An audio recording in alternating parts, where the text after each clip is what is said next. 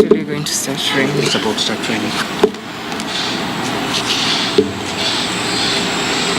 So good afternoon. Today we shall be very quick because it's about to rain.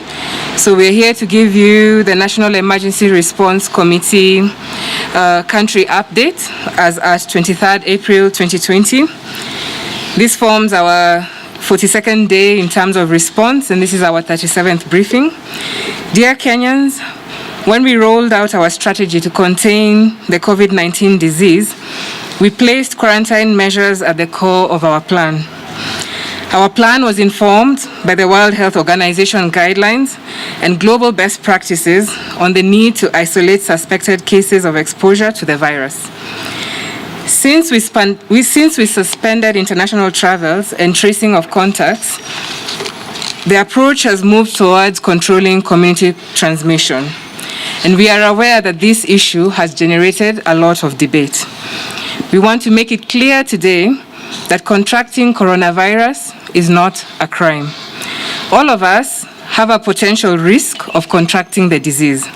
And that is why we have come up with measures and guidelines to ensure that we are all able to control transmission of this disease. Being quarantined is neither a detention nor a punishment. Quarantine is meant to serve the greater public good in ensuring that we protect our country. We therefore must urge you, fellow Kenyans, to join us in ensuring that we do not stigmatize those who are sent to quarantine facilities and even those who have recovered from this disease. As we have always stated, if we continue to work together as one people and one nation, we shall be able to overcome this pandemic. We are glad to note that the travel restrictions and curfew measures, which are part of containment measures, are yielding results. We would like to urge people to continue adhering to these measures. I would also like to appeal to our security personnel and those charged with law enforcement to ensure that we continue to exercise great caution and a high level of understanding when we are engaging with those who are in quarantine facilities.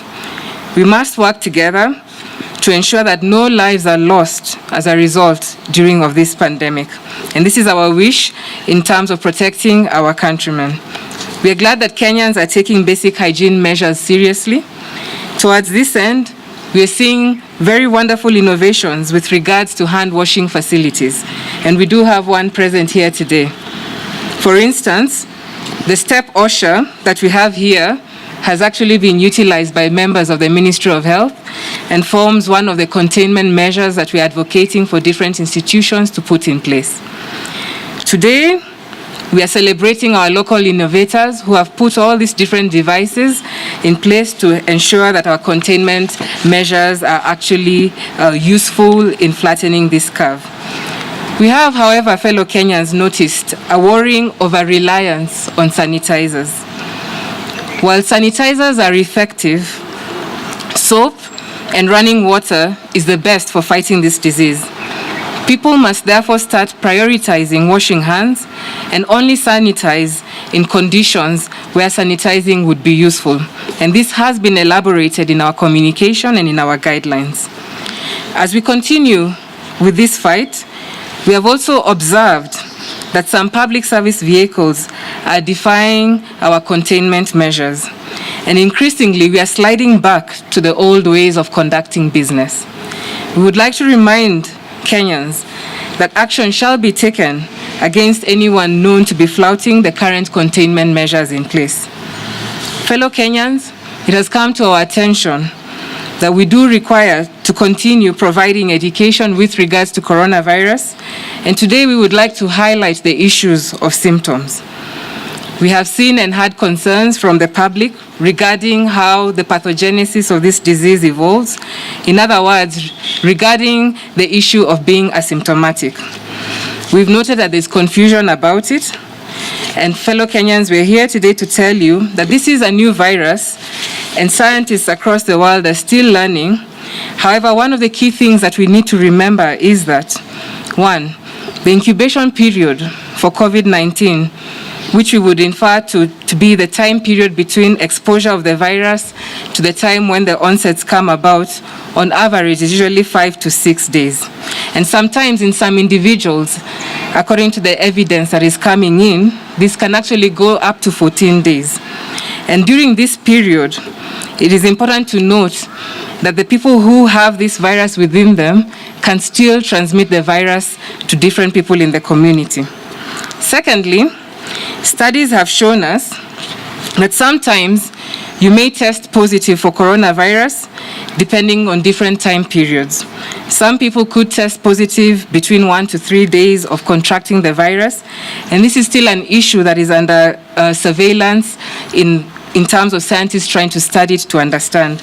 Again, fellow Kenyans, what we are trying to emphasize is that this is a new disease and we are trying to understand it, and therefore the measures that we are putting in place are all with the aim of trying to reduce the risk of transmission.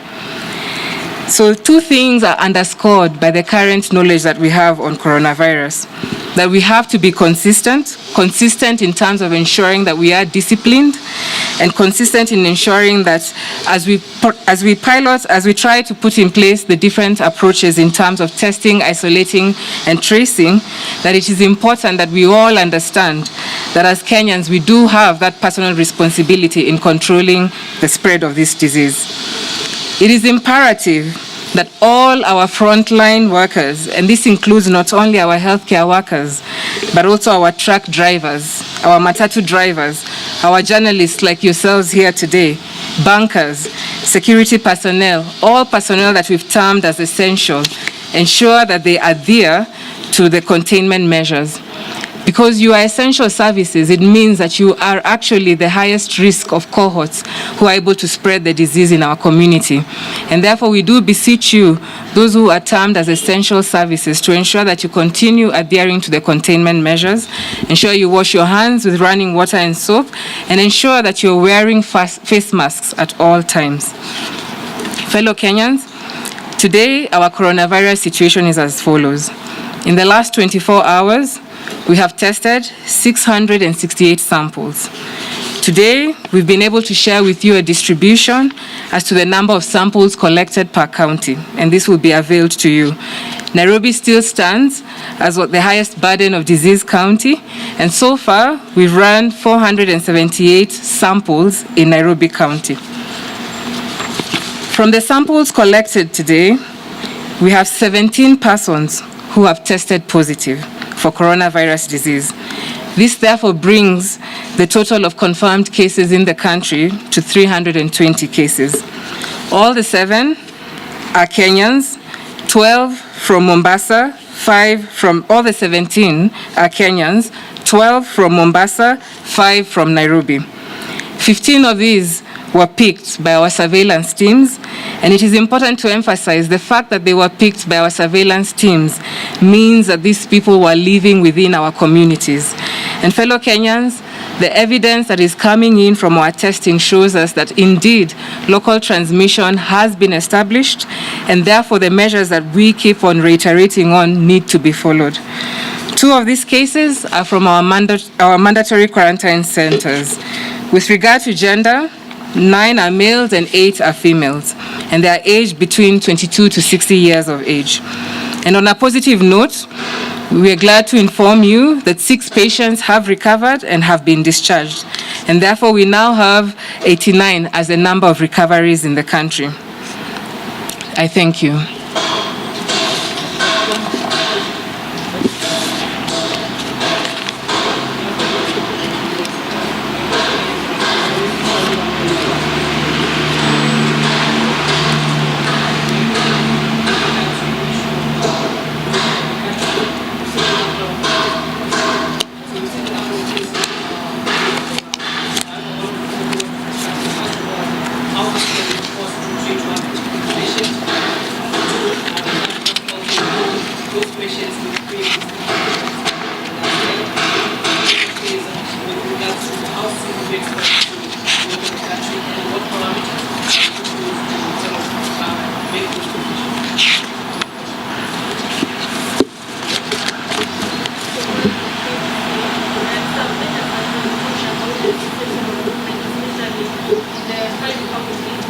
are asking about those people who might have receiving they are meant to be required to travel to Nairobi from their maybe monthly clinics. What is the procedure?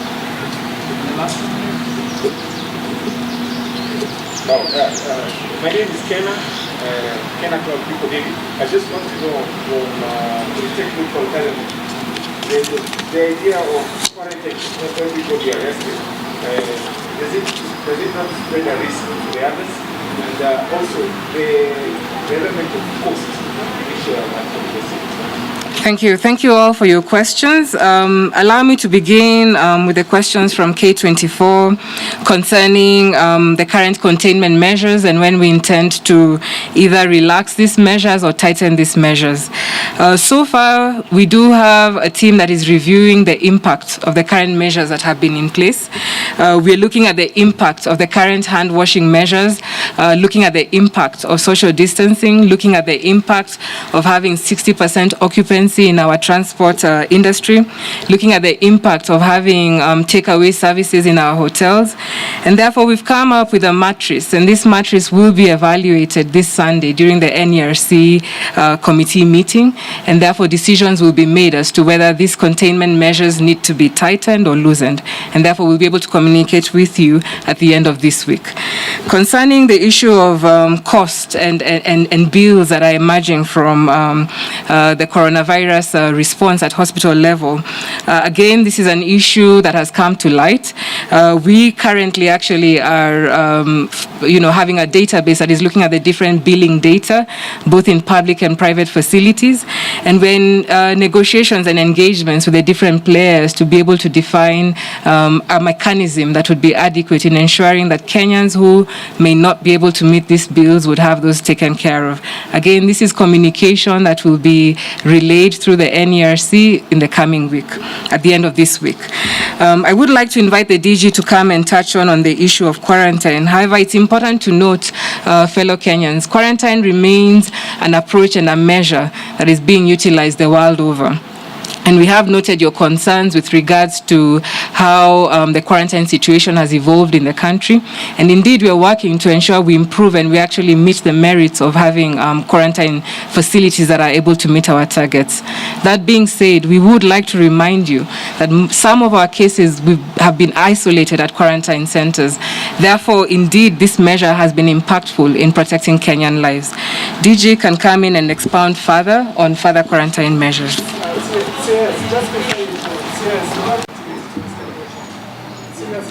Thank you.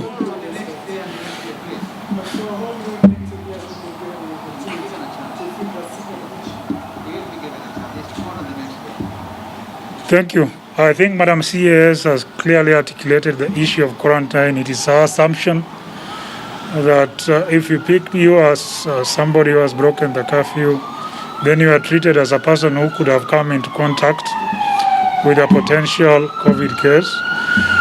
But what you have done is not to try and criminalize the quarantine process. One, we have tried to improve the conditions in the quarantine facilities. And now with the availability of the test kits, as soon as you arrive within the quarantine facility, is to fast track the process of testing you. For those who test negative, of course, they are quickly released and are advised to continue self-quarantine at home. Those who test positive, of course, come into the isolation center for management. Thank you. Yes. There are some of those who are scared from the quarantine centers. I know they are not law enforcers, but these ones have been detained. They have participated, one in Kericho, another one in Bungoma. I know they are not law enforcers manning roadblocks, but it is this a worthy to concern the Ministry of Education that perhaps the orders we have that are supposed to effect the cessation of movement are so orders that we have those who escaped quarantine, even go past Nairobi, metropolitan area. That is the first one. The second one, we have complaints from the quarantine centers that they're just being placed there. There are no masks, there are no sanitizers. How is this going to be contained? Because if this is not acted upon, then those quarantine centers may become very high risk, and they may become a product of contamination. Thank you. I've clearly stated in my earlier statement that we have tried to improve the quarantine facilities in terms of the hygiene measures that were taken into place. If there's a quarantine facility that does not have masks or hand sanitizers, it is probably just for a few hours because we have masks and sanitizers in stock, and we'll ensure that we distribute them to all the quarantine sites. But regarding those who escape, the long arm of the law will always catch up with you. They managed to bypass these other restricted movement sites and went as far as Kericho. But again, the long arm of the law caught up with them. So even if you make an attempt to escape from the quarantine facility, remember, a big brother is watching and will soon catch up with you. Thank you. Thank you very much.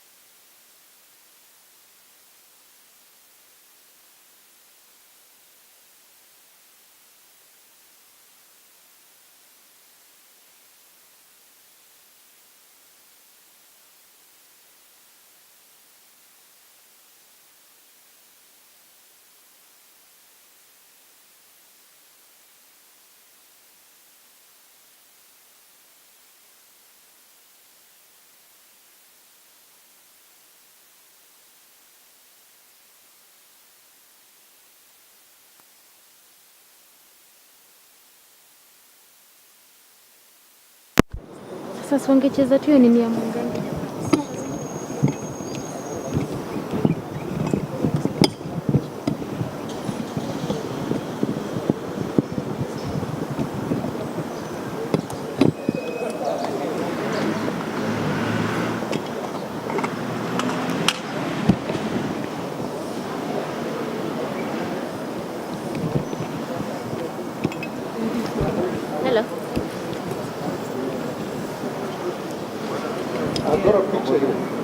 Hello. Unanisikia? Sisikii kitu asiwe.